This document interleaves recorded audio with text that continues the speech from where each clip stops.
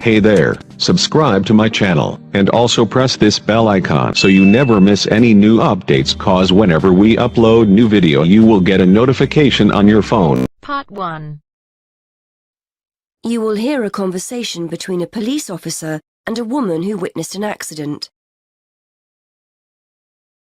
First, you have some time to look at questions 1 to 4.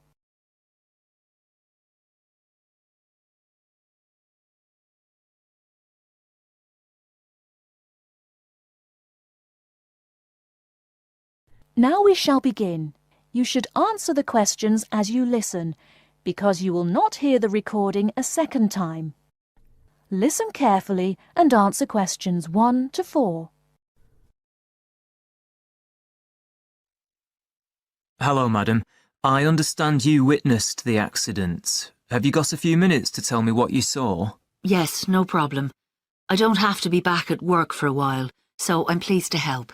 Did you actually see what happened? Yes, I was standing over there, near the bus stop. I was on my way to get something for lunch, and just happened to be looking at a shop across the road. That's when I saw the red car come out from the junction over there. You don't happen to know what time it occurred, do you? Well, I left work for my lunch break at 1, and it's only about 10 minutes walk away, the office, I mean. So it might have been about 1 past 1. Although I did pop into the shop for something, so it was probably closer to 1:15. So it pulled out of Monk's Road, that's the road over there, straight onto High Street. That's right, yes. Did you get a view of who was in the car? There were 3 of them. 2 in the front, the driver of course, someone in the passenger seat, and there was someone in the back. They were quite young. I doubt if they were much older than 20. Anyway, they came speeding out of the side road over there and hit that lady's bicycle. The driver didn't bother to stop to find out if she was okay. He just drove off along the main road towards the town centre. Is the woman okay? She should be fine. She banged her head when she came off the bike, so we've called for an ambulance. They always like to check you out in case you have concussion. But no, she seems fine. Before you hear the rest of the conversation, you have some time to look at questions 5 to 10.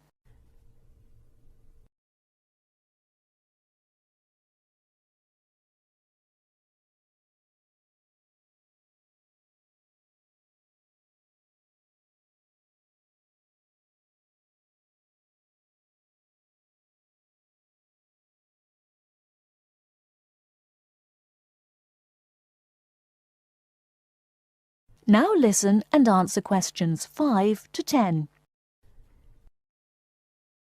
The bike doesn't look too good, though. I don't think she'll be using that again. I suppose she was very lucky, really. If they'd hit her instead of the front wheel, she could have been seriously injured.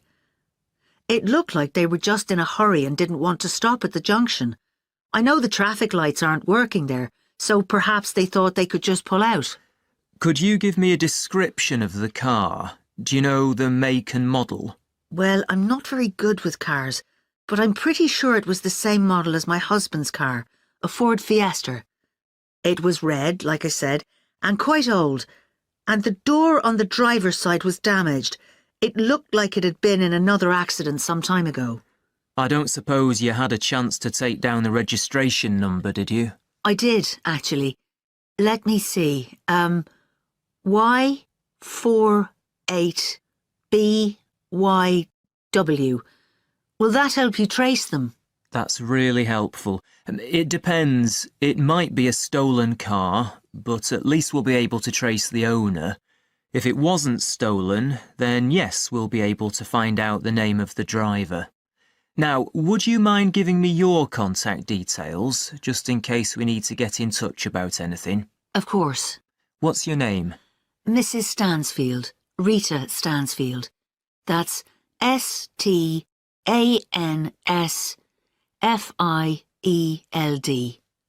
And your address, Mrs. Stansfield? 19 Althorpe Road, Bradford. That's ALTHORPE. Have you got a telephone number we can get you on? Yes, it's 0232 566 788. And do you have a mobile number? Yes, 07834 889 772. That's great, Mrs. Stansfield. As I said, we may get in touch if we need any further information, but probably what you've told me is enough. Thanks for your time. No problem. I'm glad to have been of help.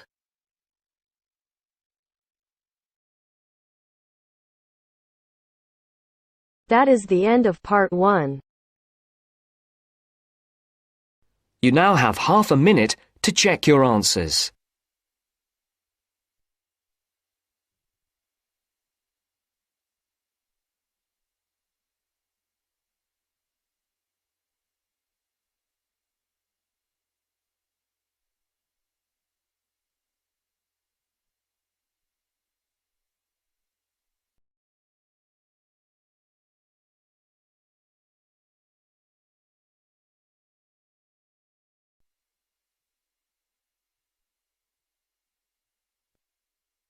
Now turns to part 2.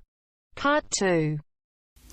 You will hear a recorded message giving information about an animal park. First, you will have some time to look at questions 11 to 15.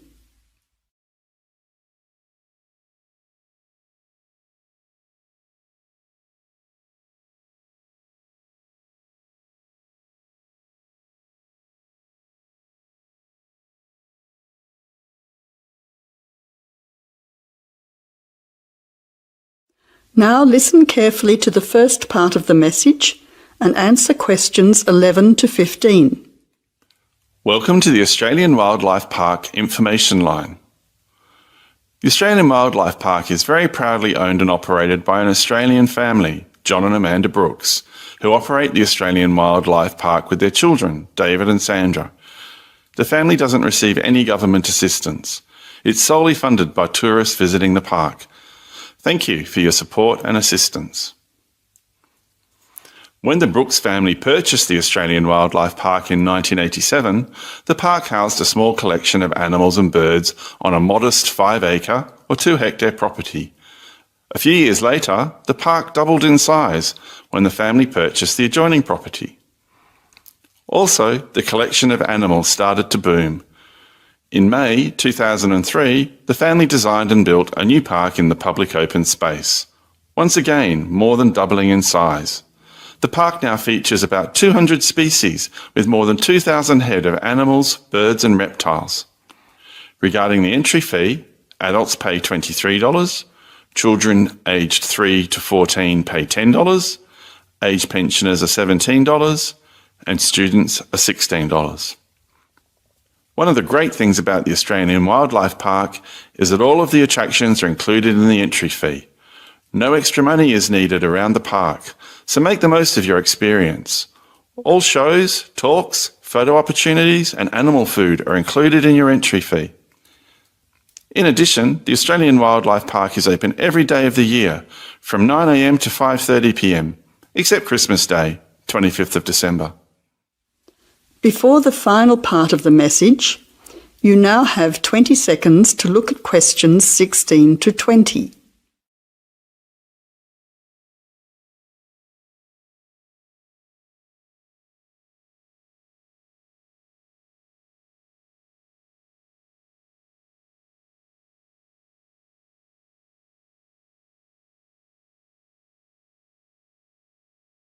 Now answer questions 16 to 20. Several attractions are available to visitors to the Australian Wildlife Park. Firstly, you can meet the koalas between 10 a.m. and 4:30 p.m. Here, people can view the koala colony in a natural environment. Another attraction is to feed the kangaroos between 9 a.m. and 5:30 p.m. Visitors can take a walk through the kangaroo enclosure, viewing them in a natural environment. Kangaroo food is provided and the kangaroos are very friendly. Also enjoyable are the wombats. At 11 a.m, 2 p.m and 3:45 p.m, there are interactive shows where the team is delighted to introduce you to these popular animals. Other attractions that may interest you are an interactive farmyard, suitable for children of all ages. Animal food is provided, and the animals are very friendly. In addition, the working farm is where the country comes to town. Visitors can milk a cow, bottle feed a lamb, watch farm dogs gathering the sheep. All the excitement of a real Australian farm. When they ask for volunteers, be sure to put your hand up. Everyone can get involved.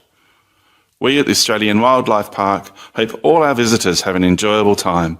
See you soon! That is the end of part 2.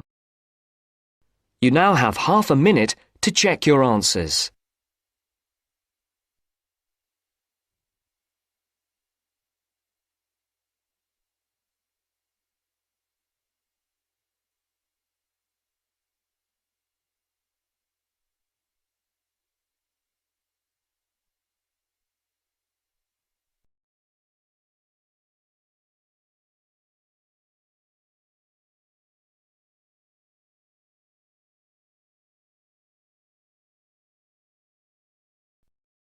Now turns to part 3. Part 3. You will hear a discussion between two work colleagues and their manager about the restructuring of their company. First, you have some time to look at questions 21 to 25.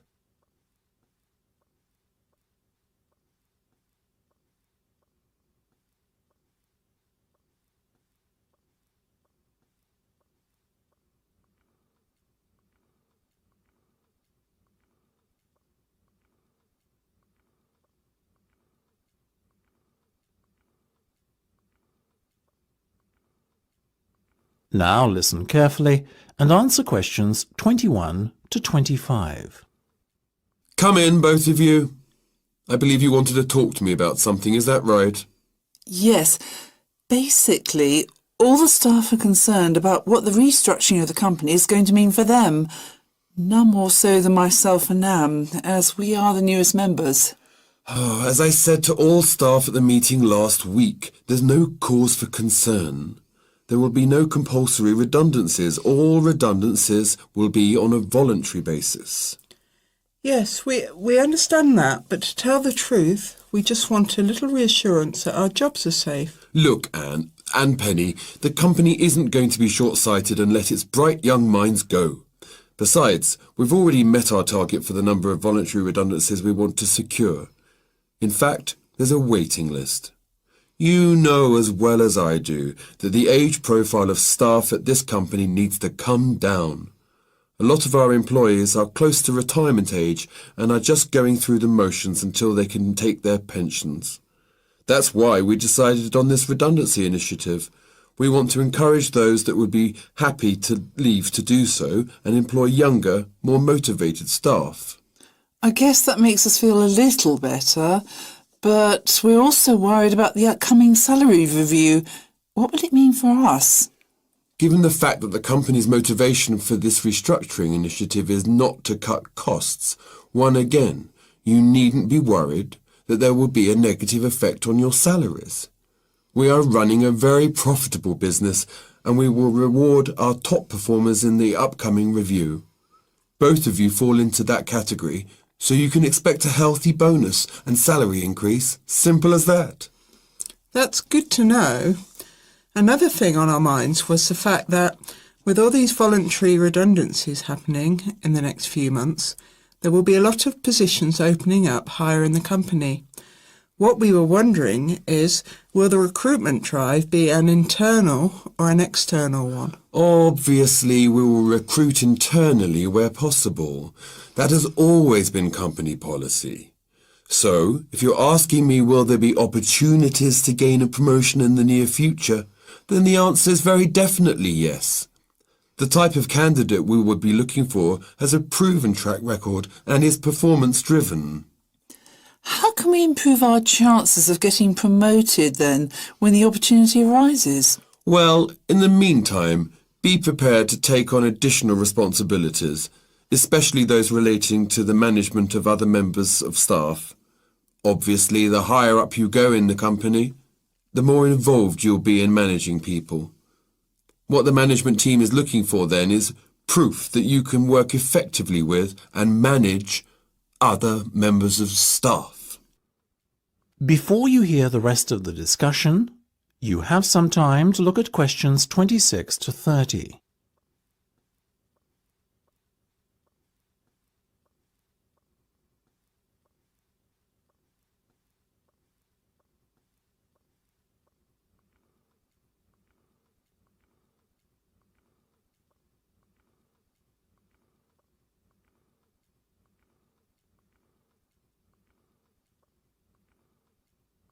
Now listen and answer questions 26 to 30. One more thing. Go on.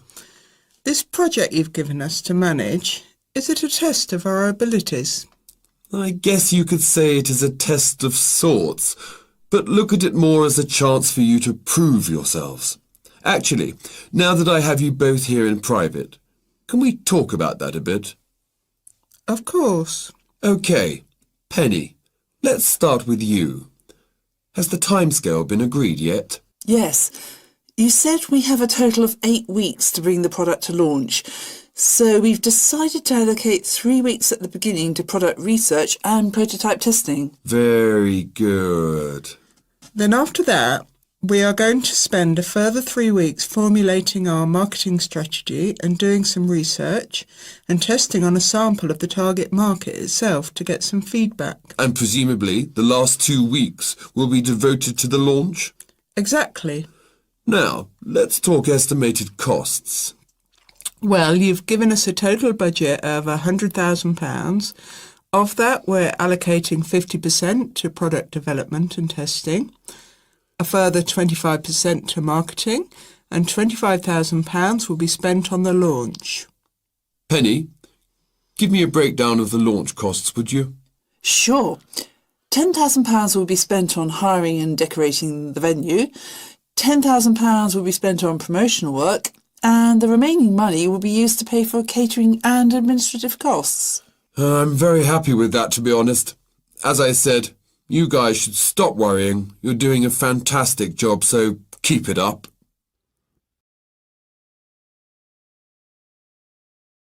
That is the end of part 3. You now have half a minute to check your answers.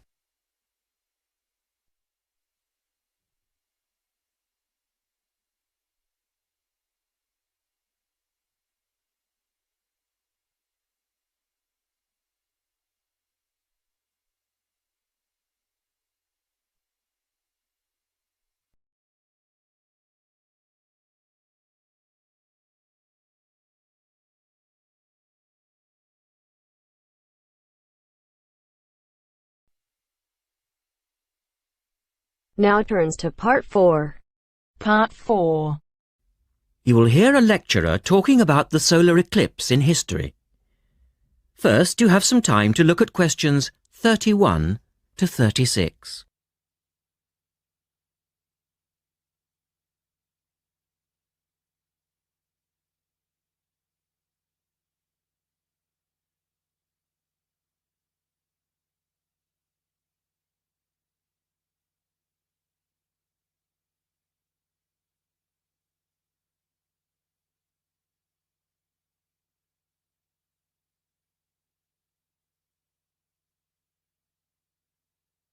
Now listen carefully and answer questions 31 to 36.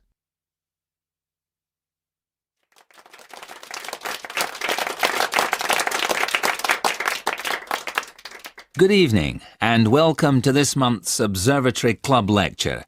I'm Donald Mackey and I'm here to talk to you about the solar eclipse in history. 1,000 years ago, a total eclipse of the sun was a terrifying religious experience.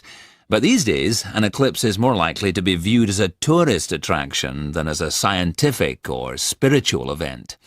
People will travel literally miles to be in the right place at the right time to get the best view of their eclipse. Well, what exactly causes a solar eclipse when the world goes dark for a few minutes in the middle of the day? Scientifically speaking, the dark spot itself is easy to explain. It's the shadow of the moon streaking across the Earth. This happens every year or two, each time along a different, and to all intents and purposes, a seemingly random piece of the globe. In the past, people often interpreted an eclipse as a danger signal heralding disaster, and in fact the Chinese were so disturbed by these events that they included among their gods one whose job it was to prevent eclipses. But whether or not you're superstitious or take a purely scientific view, our earthly eclipses are special in three ways. Firstly, there can be no doubt that they're very beautiful. It's as if a deep blue curtain had fallen over the daytime sky as the sun becomes a black void surrounded by the glow of its outer atmosphere. But beyond this, total eclipses possess a second, more compelling beauty in the eyes of us scientists, for they offer a unique opportunity for research. Only during an eclipse can we study the corona and other dim things that are normally lost in the sun's glare. And thirdly, they are rare. Even though an eclipse of the sun occurs somewhere on Earth every year or two, if you sit in your garden and wait, it will take 375 years on average for one to come to you. If the moon were any larger, eclipses would become a monthly bore. If it were smaller, they simply would not be possible. The ancient Babylonian priests, who spent a fair bit of time staring at the sky, had already noted that there was an 18-year pattern in their occurrence, but they didn't have the mathematics to predict an eclipse accurately. In the second part, the speaker talks about a number of scientists. Look at questions 37 to 40.